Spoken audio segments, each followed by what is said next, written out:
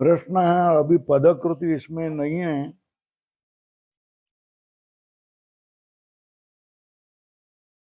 कति गुणाः,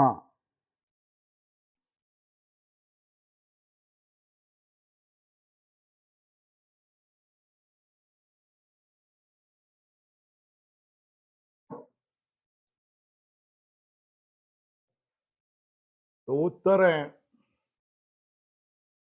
चतुर्विंशति।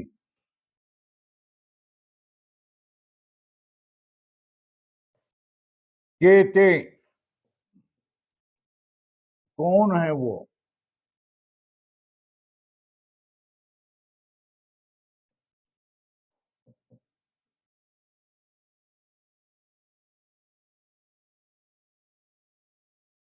रूप, रस, गंध, स्पर्श,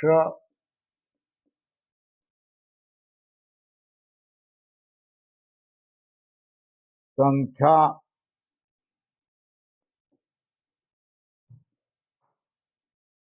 परिमाण,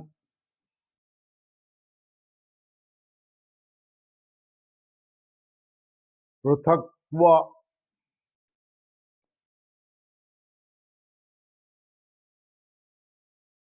संयोग, विभाग,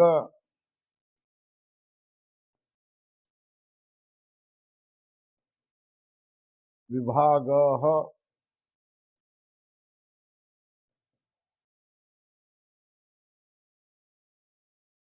परत्व,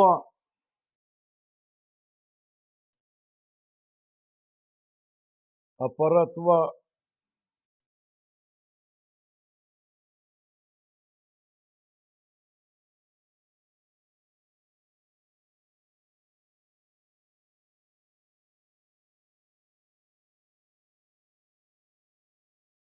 गुरुत्व, द्रवत्व,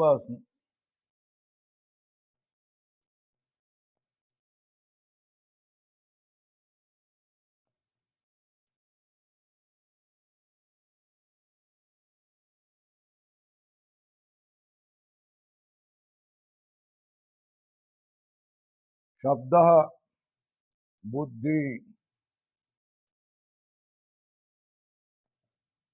सुख,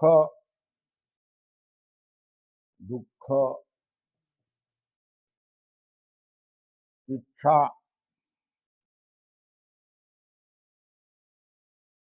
द्वेष, प्रयत्न,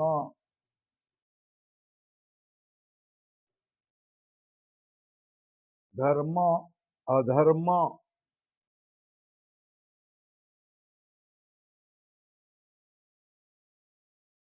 अधर्म,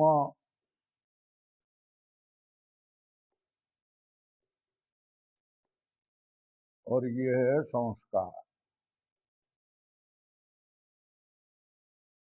ये चतुर्विंशति 24 गुण हैं।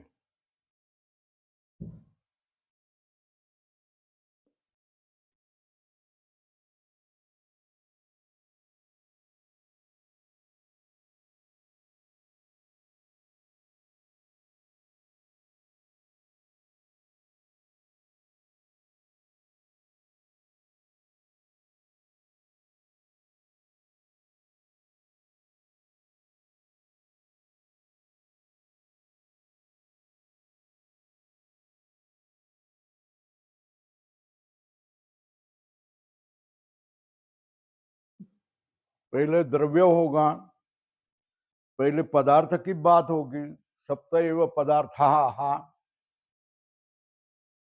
उसमें पहला है पदार्थ द्रव्य है। द्रव्य कितने?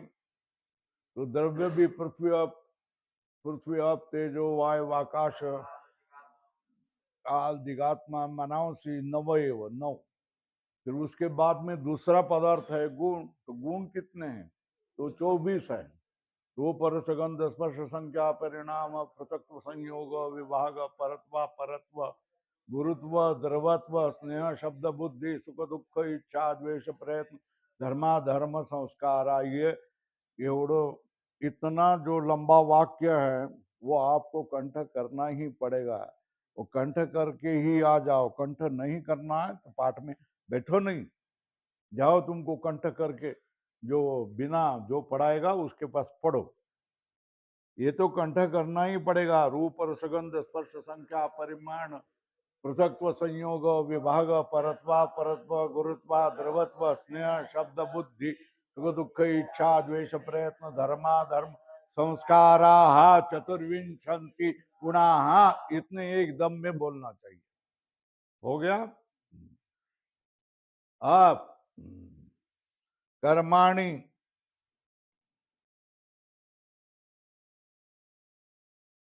कियन्ति कर्माणि।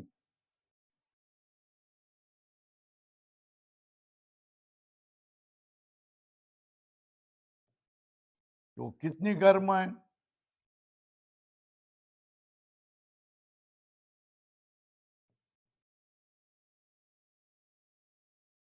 ये उत्तर हो गया। तानी तानी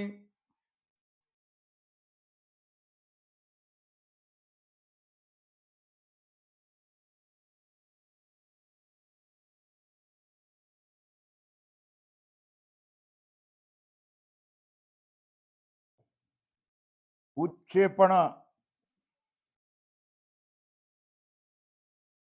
ऊपर फेंकना, अपक्षेपणम नीचे गिराना, आकुंचना समेट लेना,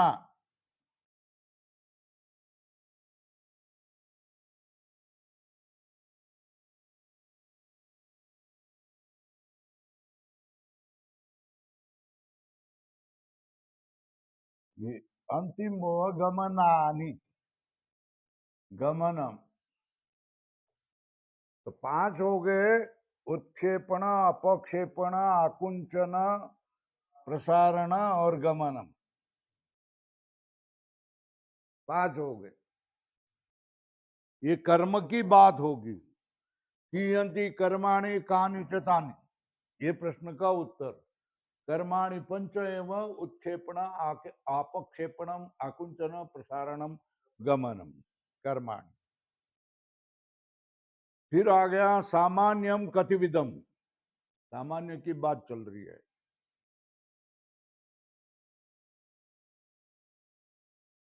तो लिखो, पदकृत्य है ना। सामान्यम कतिविधम, तो लिखो सामान्यम 1 और 2 लिखो। परम च अपरम च, पर सामान्यम अपर सामान्यम, ऐसा लिखो। सामान्यम द्विविधम पर सामान्यम 2, अपर सामान्यम द्विविधम सामान्यम। द्विविधम का अर्थ बता दिया पदकृति में। पर सामान्यम अपर सामान्यम इत्यर्थः। द्विविधम मतलब पर सामान्यम अपर सामान्यम इत्यर्थ।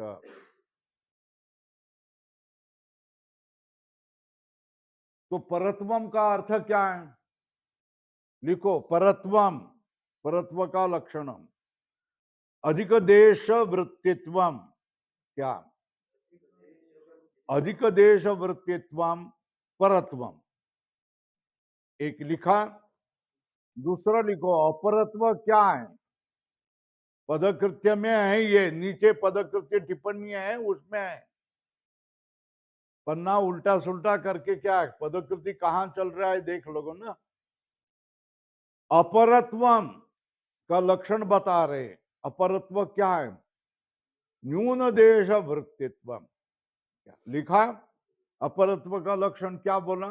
न्यून देश वृत्तित्व। परत्वम अधिक देश वृत्तित्व। अधिक और न्यून ये परस्पर विरोधी है। अधिक देश वृत्तित्वम, ज्यादा देश में रहना, न्यून देश वृत्तित्वम, कम देश में रहना, अपरत्व, परसामान्यम अपरसामान्यम हो गया। जब आ जाएगा तब देख लेंगे। और विशेष का लक्षण तदे, आप बोल रहे हैं लक्षण का लक्षण कर रहे हैं पदकृत्य में। तदेव ही लक्षणम यात अव्याप्ति अतिव्याप्ति असंभव दोष शून्यम। लक्षण का लक्षण क्या है? ये हो गया ना, लक्षण से लक्षणम।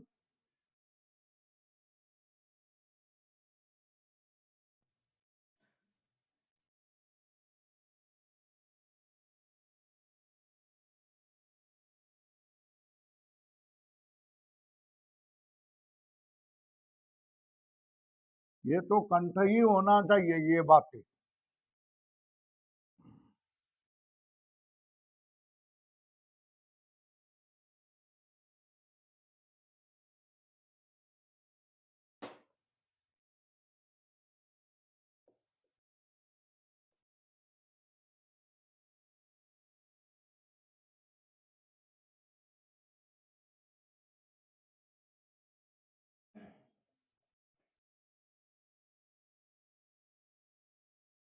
लक्षण से किम लक्षणम? लक्षणम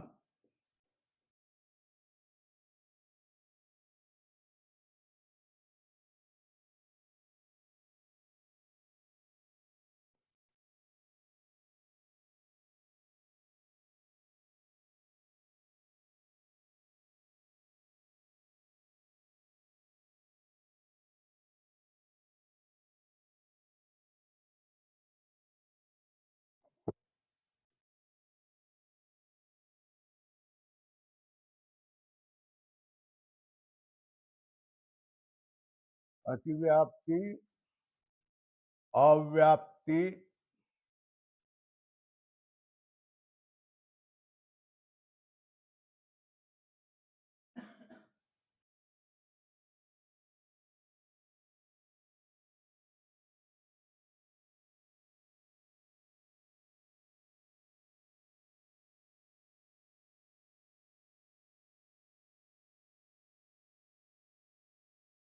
दोष कितने आ सकते हैं लक्षण में? 3 दोष। एक अतिव्याप्ति,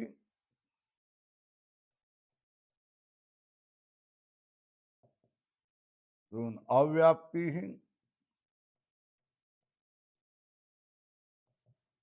और क्या है? असंभव।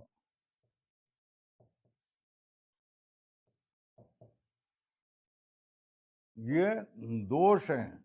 ये 3 दोष हैं। ये 3 दोषों से जो शून्य होगा उसका नाम होगा लक्षण। लक्षणत्वम अतिव्याप्ति अव्याप्ति असंभव शून्यत्वम, ये दोष है।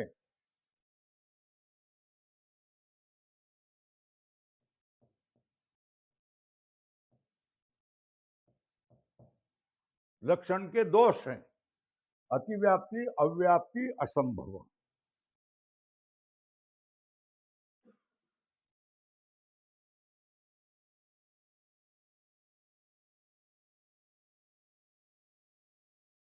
तो लक्षण क्या है? किम गोत्वम,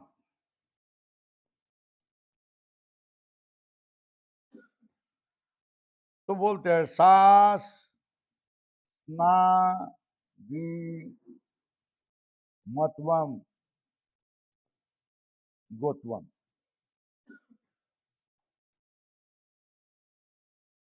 सासना का अर्थ क्या है?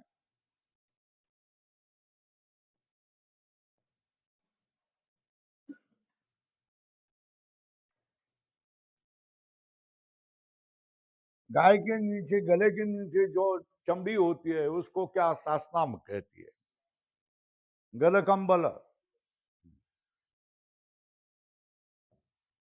शासनादि वाला जो होगा वो गाय होगी।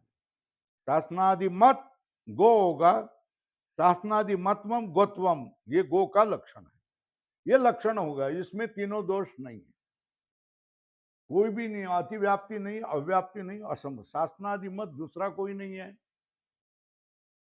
शासनादि मत में अव्याप्ति नहीं आते, दूसरे में गया नहीं, ऐसा नहीं आता है, यह असंभव विलक्षण नहीं।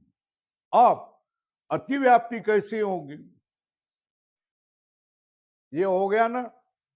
अब अतिव्याप्ति का उदाहरण कौन सा, अव्याप्ति का उदाहरण कौन सा, और असंभव का।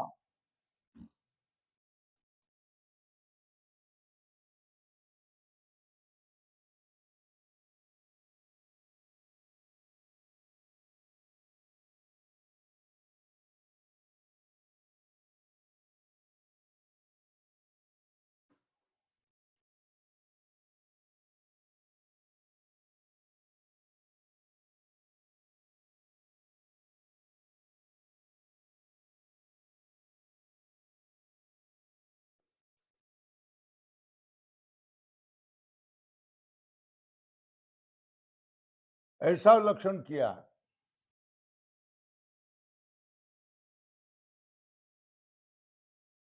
अतिव्याप्ति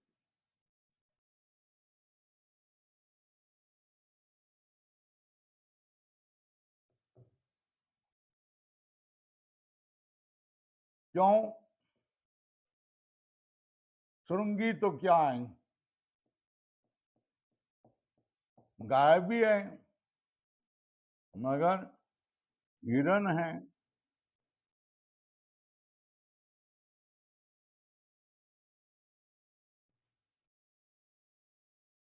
मृग है,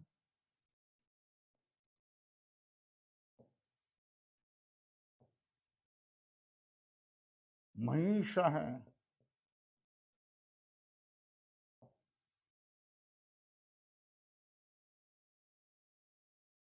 अजा है,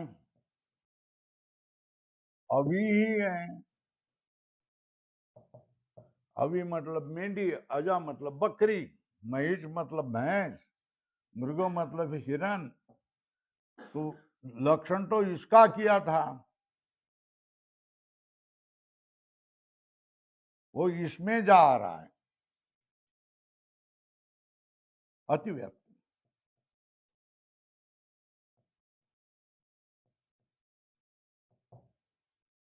श्रृंगित्वम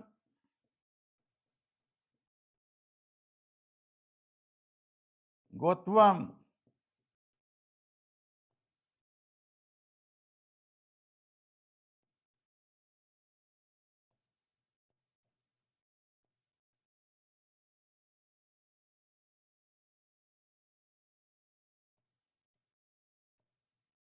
अतिव्याप्तम।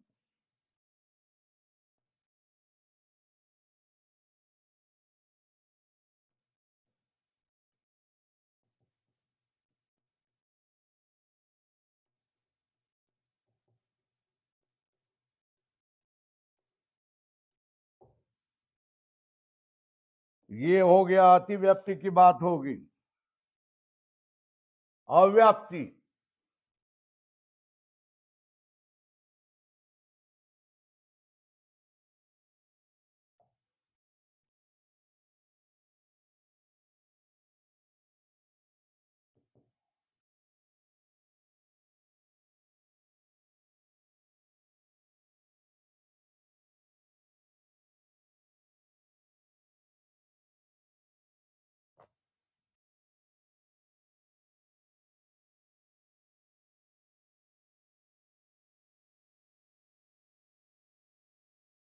ये लक्षण किया।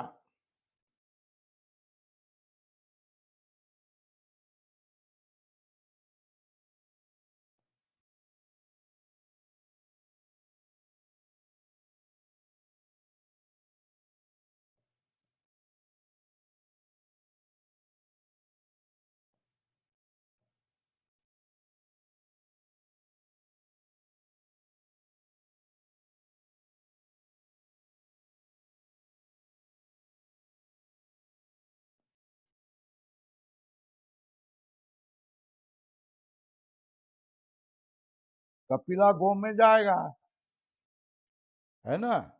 मगर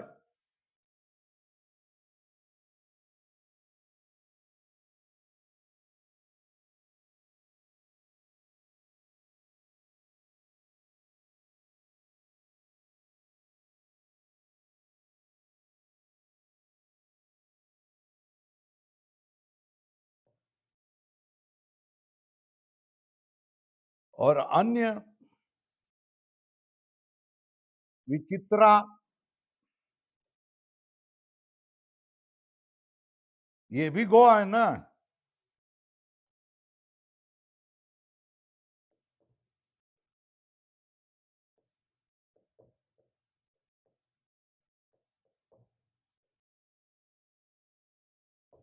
इनमें नहीं जा रहा ये इलेक्शन, इनमें जाना चाहिए, सारे गायों में जाना चाहिए। और दूसरे भी गाय हैं, उसमें भी नहीं जा रहा है। केवल कपिला जो काली गाय है उसमें जा रहा है। अति अव्याप्त, अव्याप्त लक्षण हो गया, हो गया।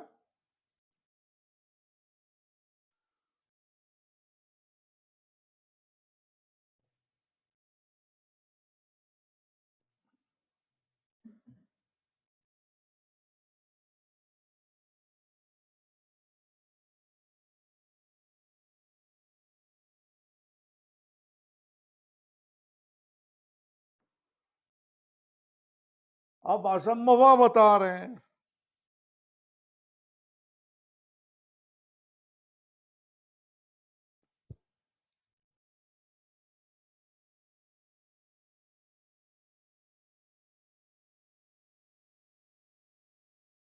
असंभव, असंभव लक्षण बता रहे हैं।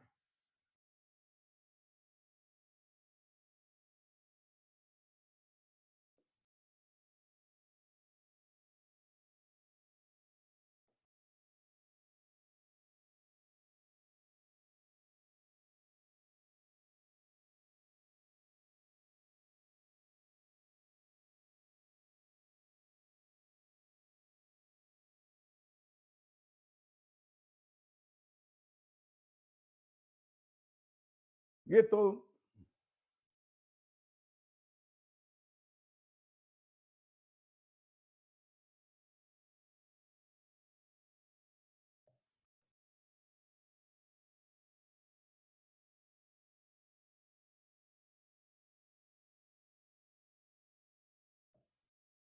क्योंकि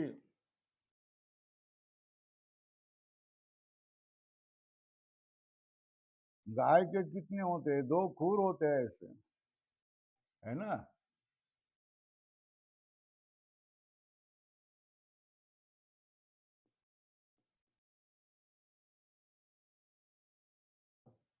है ना। वो घोड़े का क्या होता है, 1 खुर होता है।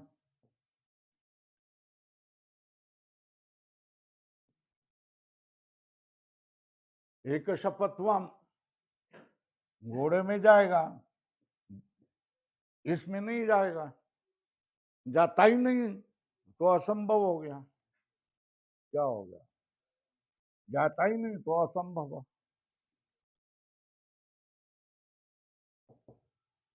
लक्षण असंभव हो गया।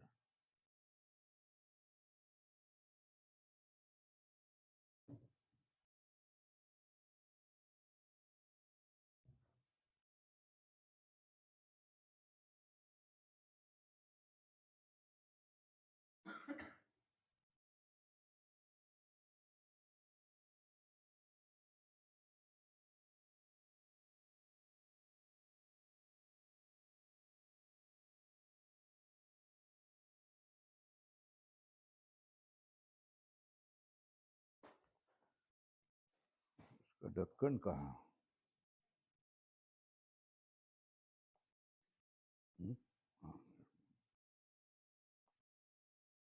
अब देखो,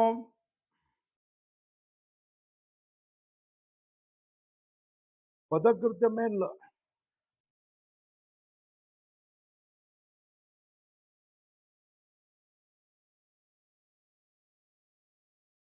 अव्याप्ति का लक्षण बता दिया है।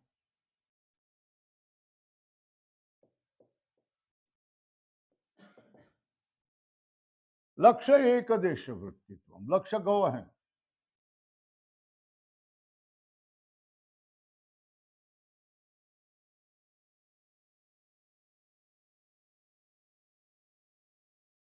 लक्ष्य गौ है।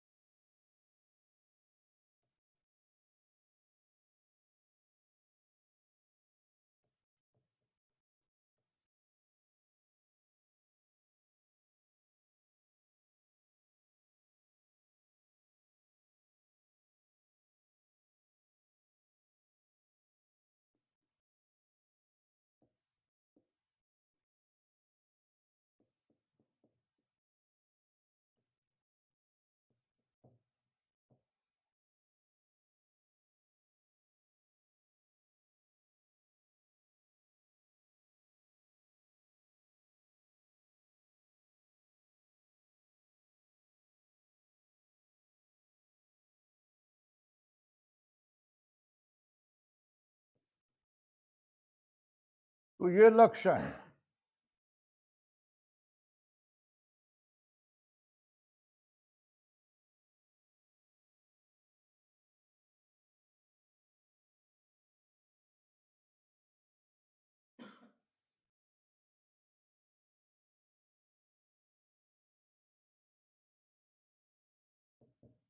ये सब गायें हैं, तो लक्षण इसमें चला जाएगा, इसमें नहीं, इसमें नहीं, इसमें नहीं। अव्याप्त।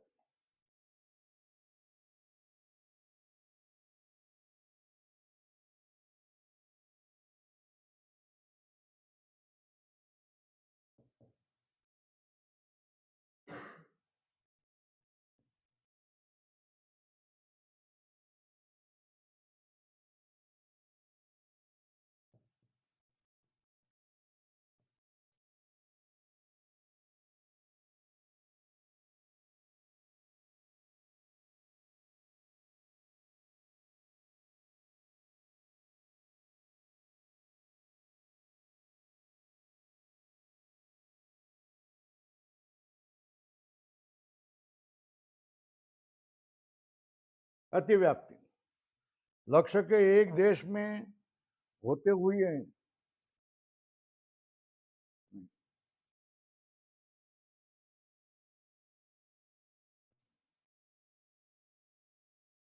लक्ष्य वृत्तित्व सत्य, हाँ? वैक्षयिक नहीं, लक्ष्य वृत्तित्व सत्य, लक्ष्य एक देश,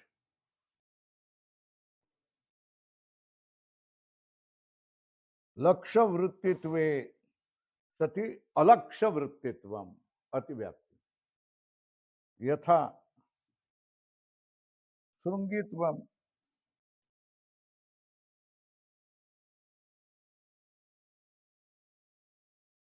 गोत्वम, श्रृंगित्व गोत्वम। तो श्रृंगी तो क्या है?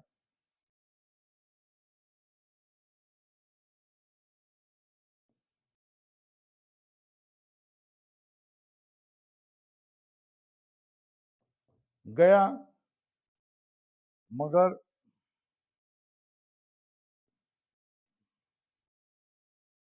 महिषी में भी गया, फिर मृग में भी गया,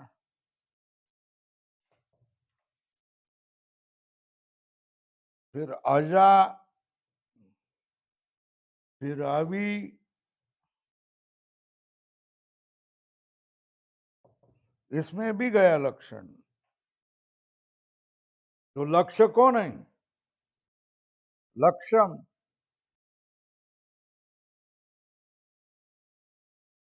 ये क्या है? अलक्ष्य। अलक्ष्य में भी गया ना, तो अतिव्याप्ति।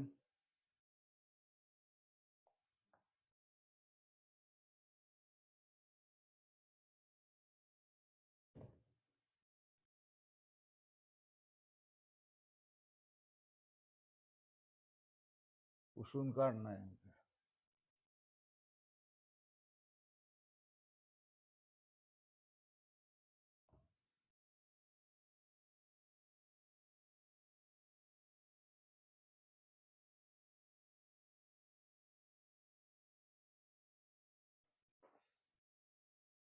अब चलिए भाई, असंभव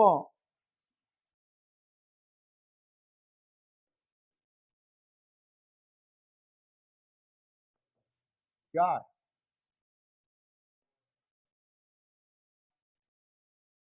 लक्ष्य मात्रा वृत्तित्व,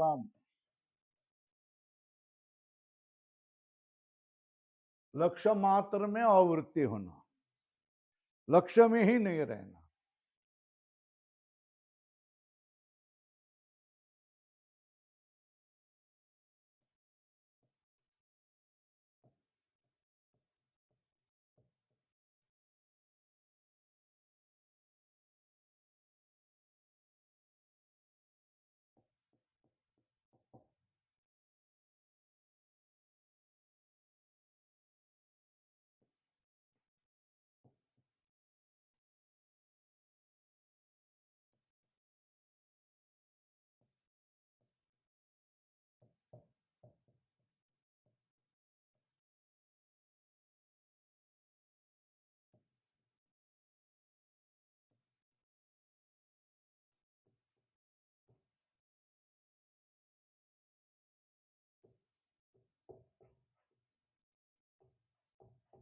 लक्ष्य में नहीं रहता है। लक्ष्य गौ हो है, उस गौ में एक शपथवम नहीं रहता है, क्योंकि घोड़ा गधा एक शप वाला होगा, गाय तो द्विशप होती। गौ द्विशपत्वात् एक शपथवम गोत्वम इति लक्ष्य न तिष्ठति, अतः असंभव। लक्ष्य गौ में जा ही नहीं रहा है।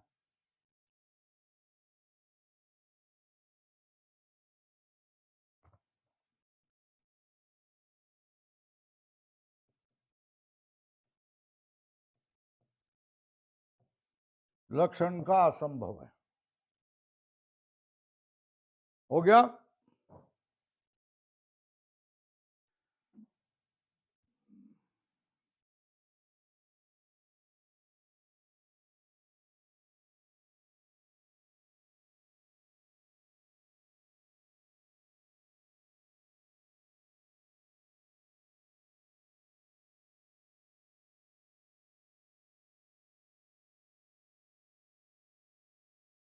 तो देखो, तदेव ही लक्षणम, पदकृति देखो, तदेव ही लक्षणम यत अव्याप्ति अतिव्याप्ति असंभव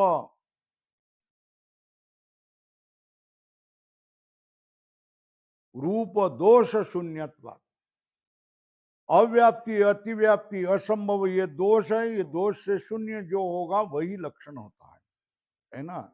यत, तो उसका निर्दोष लक्षण कौन सा? गो शासनादि मत्वम, है ना, शासनादि मत्वम। अव्याप्ति, अव्याप्ति का लक्षण क्या?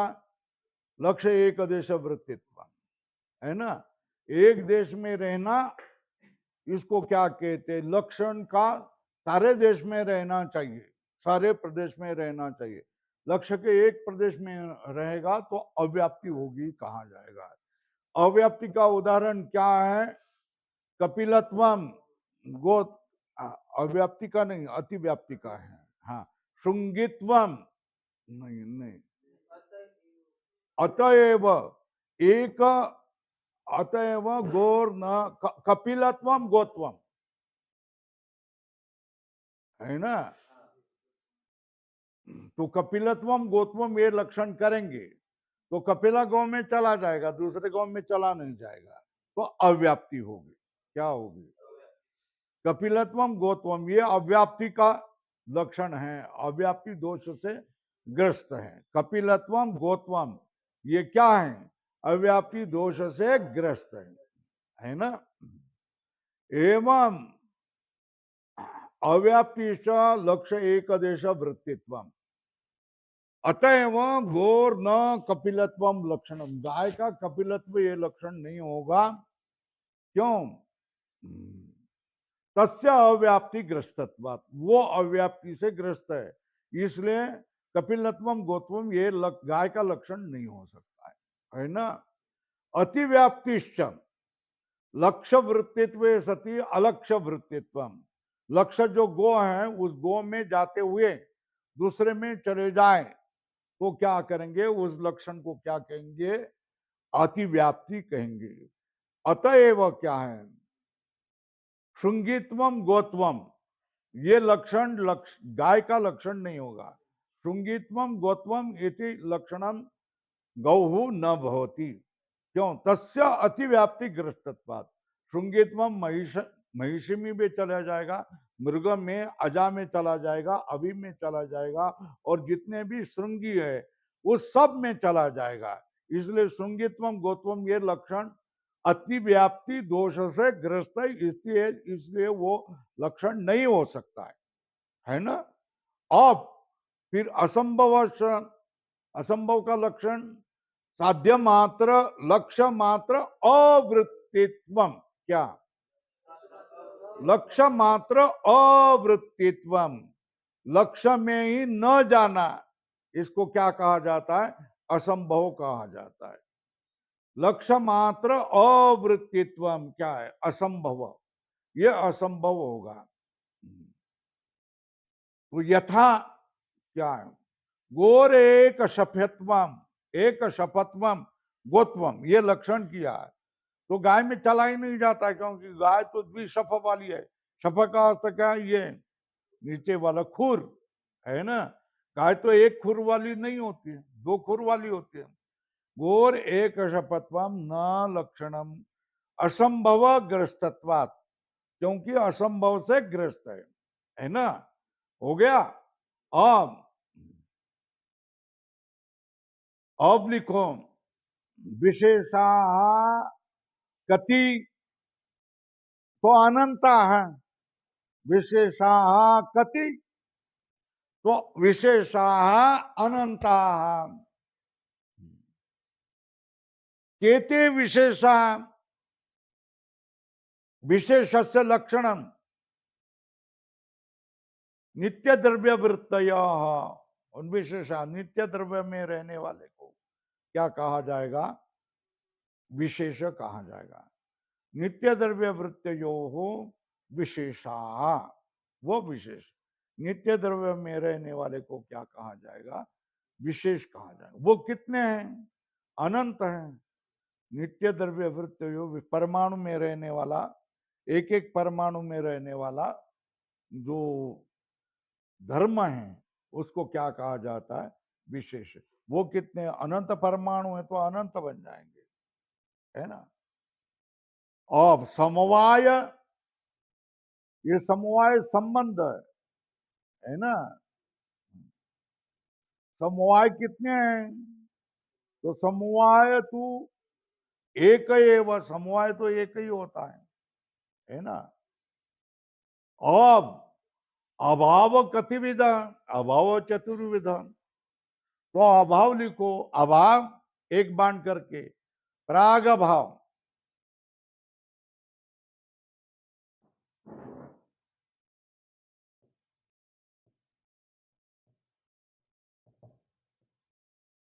प्राग भाव,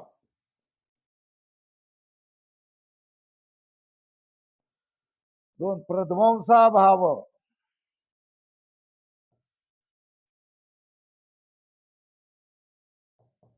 तीन अत्यंता भाव,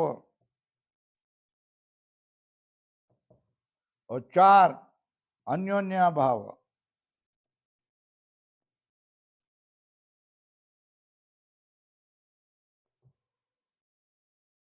ये चार अभाव होते ही, इतना ही ध्यान में रखना, लक्षण बाद में होगा।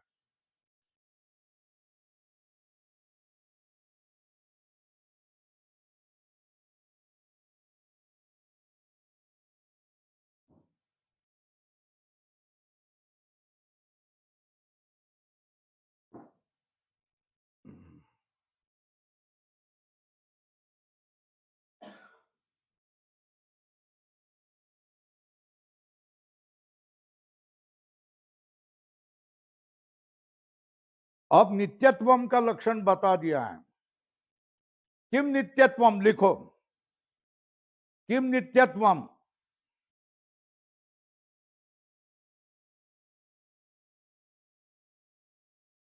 ध्वंस भिन्नत्वे सति, ध्वंसा प्रतियोगित्व नित्यत्व।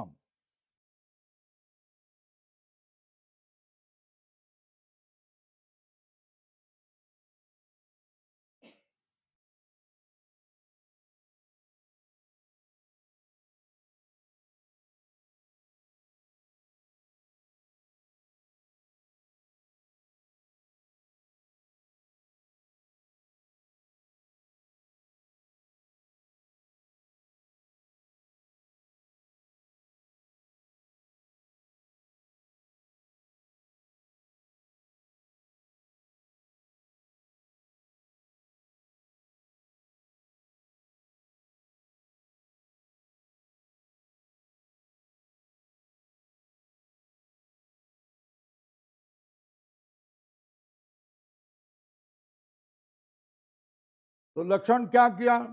ध्वंस भिन्नत्वे सति ध्वंस अप्रतियोगित्व नित्यत्व, है ना?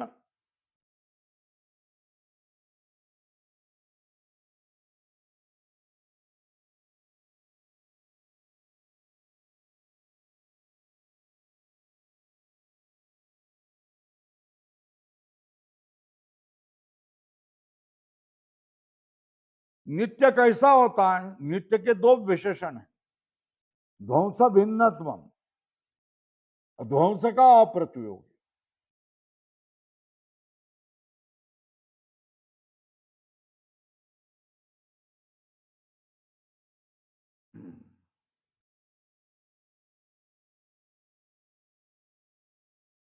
है ना?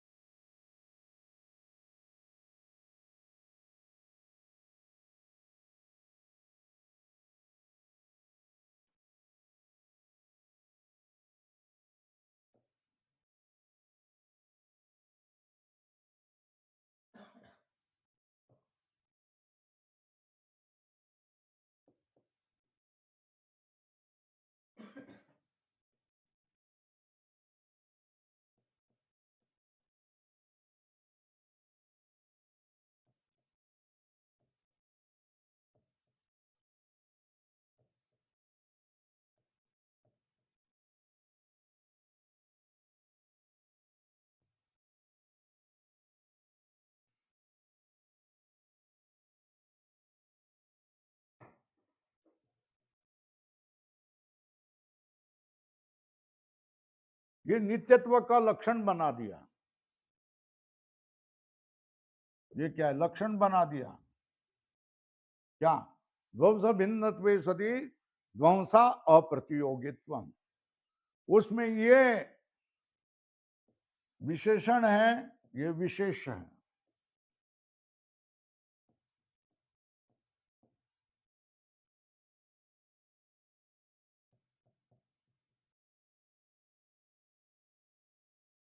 ध्वंस भिन्नत्वे सति ध्वंसा प्रतियोगित्व नित्यत्व।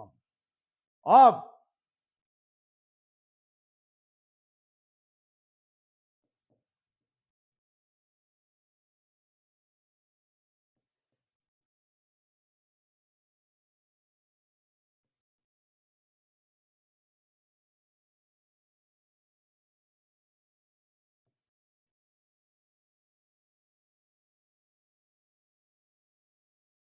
ये लक्षण किया तो नित्य में तो चला जाएगा।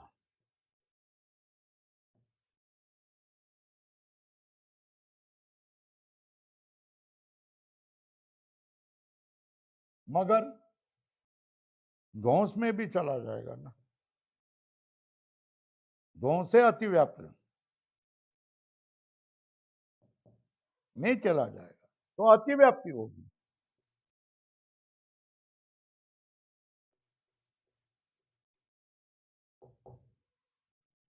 क्योंकि नित्यत्व लक्ष्यम है और यह अलक्ष्य है।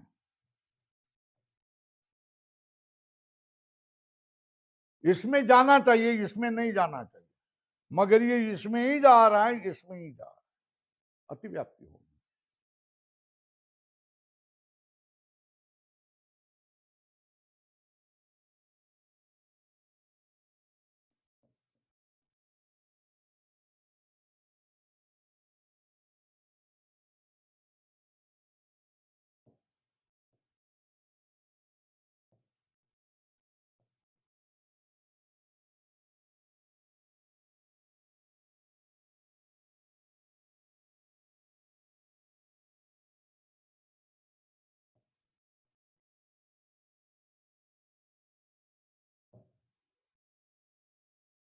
ध्वंसा प्रतियोगित्व इतना लक्षण करेंगे तो नित्य में चले जाएगा, मगर ध्वंस भी ध्वंस का अप्रतियोगी है ना, है ना।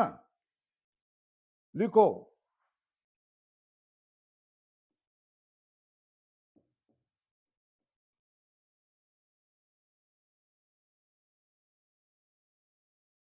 प्रतियोगित्व क्या है?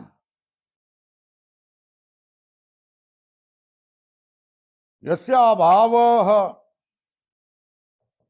सप्रतियोगी।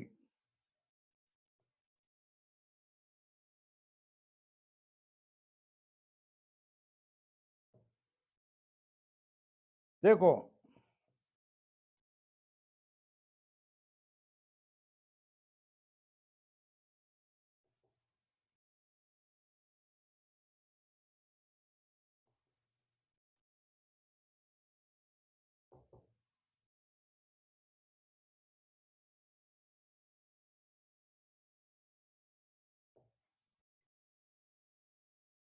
तो इसमें प्रतियोगी कौन?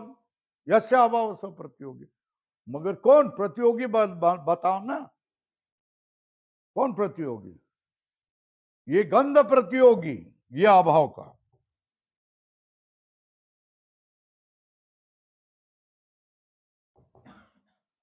भूमि, भूतलम, जिसका तुम अभाव करेगा वो प्रतियोगी होता है।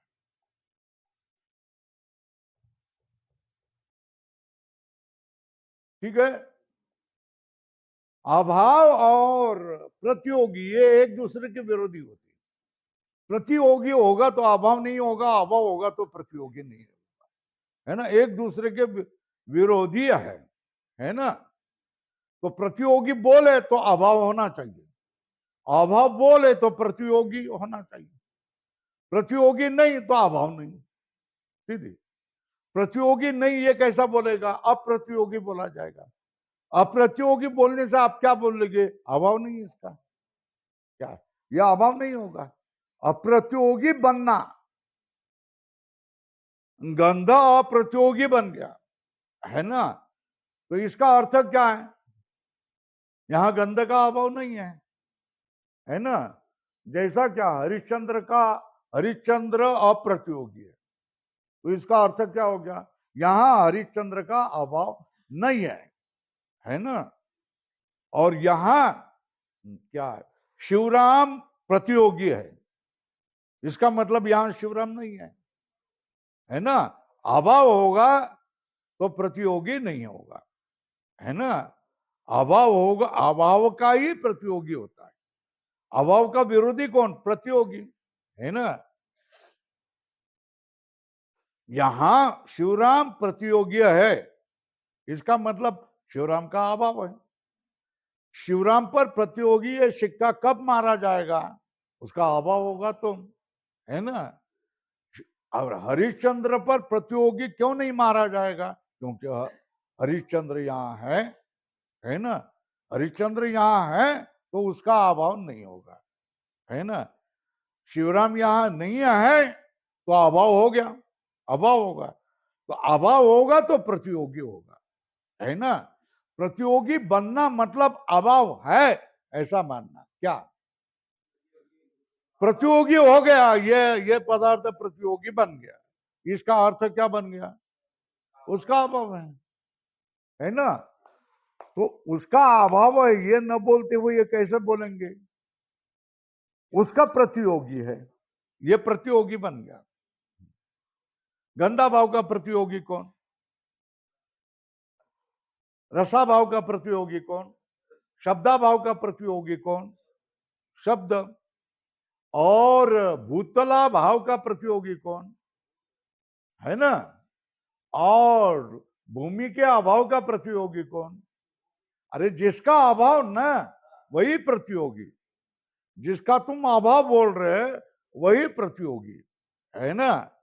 और वो अप्रतियोगी है, गंधा अप्रतियोगी है। इसका अर्थ क्या हो गया?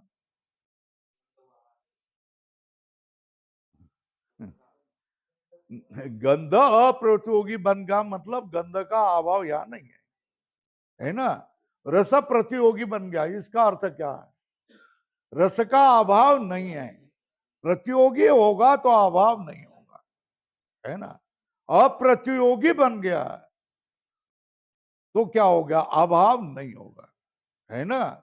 जिसका अभाव वो प्रतियोगी, है ना। अप्रतियोगी बन गया तो अभाव नहीं होगा, है ना। प्रतियोगी बन गया तो अभाव होगा, है ना। यहां गंध प्रतियोगी है तो इसका मतलब क्या है? गंध का अभाव है। यहां गंध अप्रतियोगी है, इसका मतलब क्या हो गया? गंध का अभाव नहीं है, ठीक है ना। ध्वंसा ध्वंस अप्रतियोगित्व, है ना। ध्वंस अप्रतियोगित्व, ध्वंस का प्रतियोगी कब हो जाएगा? हाँ? ध्वंस का अभाव मिलेगा तो। ध्वंस का अभाव नहीं मिलेगा तो अप्रतियोगी हो गया ना। ध्वंस अप्रतियोगी मतलब ध्वंस का ध्वंस हो जाता हो तो क्या होगा? ध्वंस अप्रतियोगी बनेगा। क्या? ध्वंस प्रतियोगी बनेगा। और ध्वंस अप्रतियोगी बनता है तो ध्वंस का ध्वंस नहीं होता है। प्रध्वंसा भाव का अभाव अंत कभी भी नहीं होता। क्यों? आदिरनंत प्रध्वंस, ये लक्षण है। क्या प्रध्वंस का लक्षण क्या है? और आदिरनंत प्रध्वंस। अब कल करेंगे। ओम पूर्णमद पूर्णमिदम पूर्णात् पूर्णमुदच्यते पूर्णस्य पूर्णमादाय